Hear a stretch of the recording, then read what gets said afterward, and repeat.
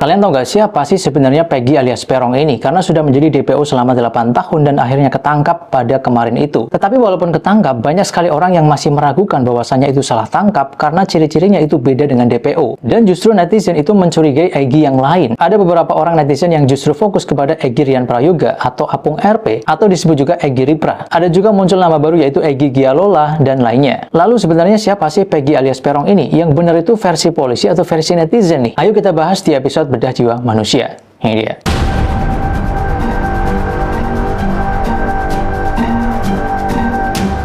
Oke, sebelum Polda Jabar merilis informasi mengenai DPO yang bernama Peggy ini, netizen Indonesia justru lebih dulu mencurigai sebuah akun Facebook bernama Apung RP atau disingkat Egy Ripra. Karena kemudian banyak sekali analisis dari netizen yang menyatakan bahwasannya Egy Ripra ini berteman dengan Vina di Facebook. Kemudian ada juga status-status dari Egy Ripra ini yang terlihat mencurigakan. Nah, kecurigaan terhadap akun Facebook bernama Apung RP ini itu berawal dari sebuah status dari akun bernama Arko YS, di mana statusnya itu berbunyi kisah nyata di Cirebon akibat Kawasaki. Dan lihatlah komenan-komenannya yang sudah diisi oleh ribuan netizen Indonesia. Dan kalau kita scroll foto-foto dari Egy Ripra ini, memang ada beberapa foto yang dicurigai oleh netizen. Salah satunya adalah foto yang pakai motor, karena mungkin netizen menduga motornya itu mirip dengan apa yang ditunjukkan di film dan juga sesuai dengan alur kejadian. Tapi sekali lagi ini hanyalah dugaan netizen ya.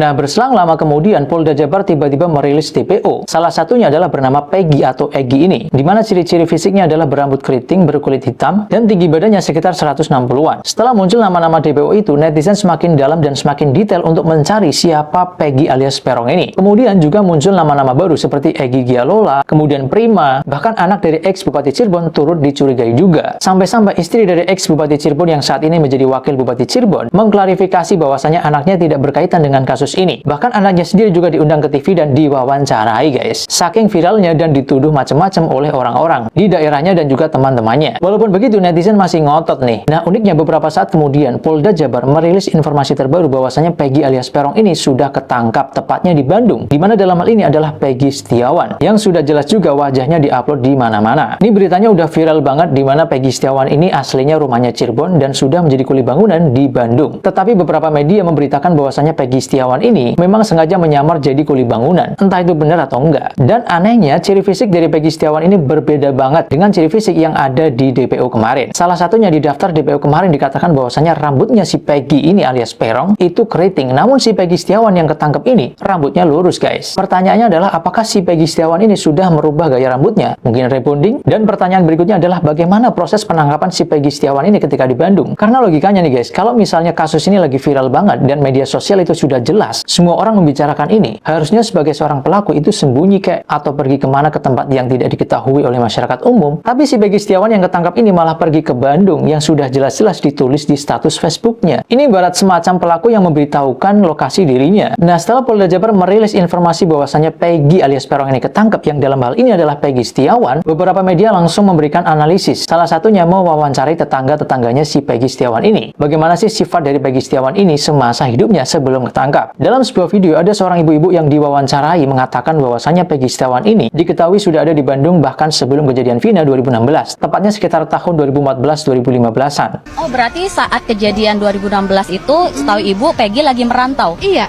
Bahkan nih guys, gak cuma satu testimoninya, ada seorang laki-laki juga yang mengatakan bahwasannya Peggy Setiawan ini orangnya memang baik, jarang bergaul, dan memang sudah menjadi kuli bangunan sejak usia muda. Dan gak hanya itu, netizen pun langsung bergerak mengecek Facebook milik Peggy Setiawan ini. Dan kita bisa melihat juga bahwasannya si Peggy Setiawan ini memang orangnya sangat-sangat update di media sosial. Dia memberitahukan momen-momen kehidupannya di akun Facebook miliknya. Seperti pada saat akan OTW ke Bandung, kemudian pulang ke Cirebon, bagaimana kondisi perasaannya. Bahkan ada juga status Facebook milik Peggy Setiawan ini mengatakan bahwasanya setelah baca Yasin hatinya jadi tenang guys. Nah, kemudian kalau kita lihat lebih dalam di TV One ada sebuah wawancara dengan seorang advokat yang mengatakan bahwasanya Peggy Setiawan ini adalah anak dari temennya yang memang sudah tinggal di Bandung. Dan yang paling unik ada komen juga yang mengatakan bahwasanya si Peggy Setiawan ini adalah teman sekolahnya dan pada saat itu ternyata juga salah tangkap dan akhirnya dibebasin lagi. Tapi entah kenapa katanya saat ini kok ditangkap lagi, kata yang komen tersebut.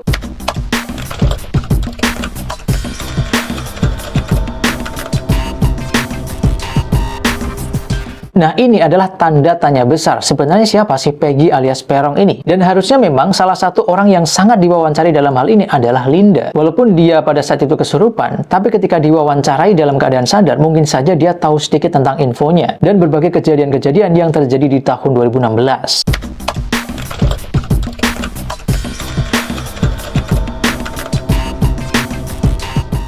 Sama orang ini, ya saya mengenalinya, cuman saya tidak tahu namanya. Motornya apa? Smash gitu saya.